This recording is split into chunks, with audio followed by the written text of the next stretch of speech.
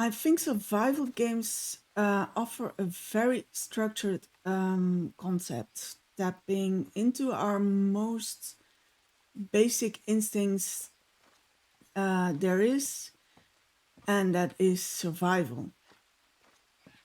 And they offer a very clear and concrete objective, being get out of the situation, escape, and don't die while you're doing it.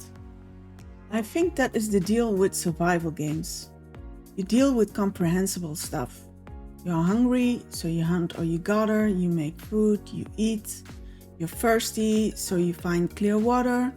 You're wounded, you take care of yourself.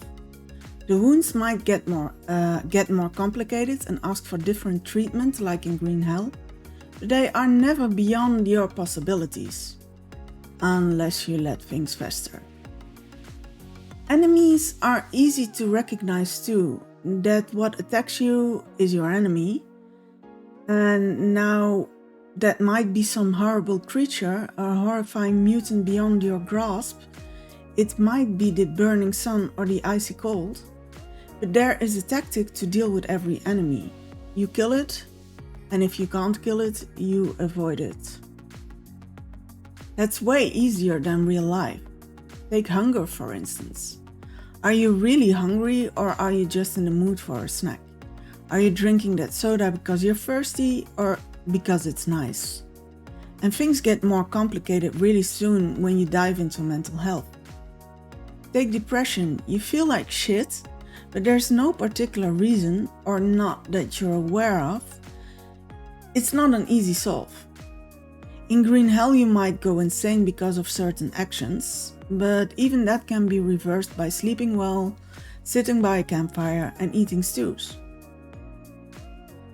When I lost my grip on the world because of sleep deprivation, I was wheeled into a hospital where I was talking about how doctors were gods and begging for time to pass by and let me sleep, which only happened after being medicated.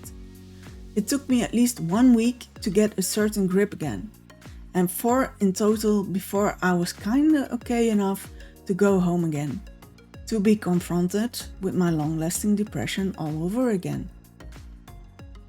In the forest you drink booze because you're cold, or you use that booze to make molotovs and attack the visible enemy.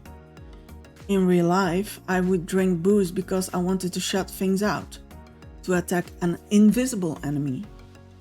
And that enemy would never be impressed, and certainly not succumb to a certain blaze of fire. On the contrary, the day after I would have to deal with the long-lasting enemy I tried to forget, and the short-term one I created myself by trying to drink it away. So I guess there lies the appeal for me.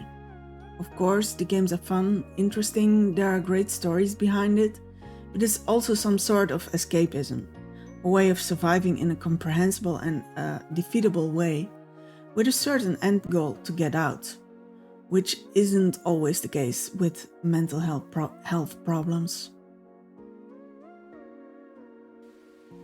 And sometimes you just want to build cool things and gather a shit ton of stuff. What do you like most about Stranded Deep? Hoarding! No, yeah, no. Yes.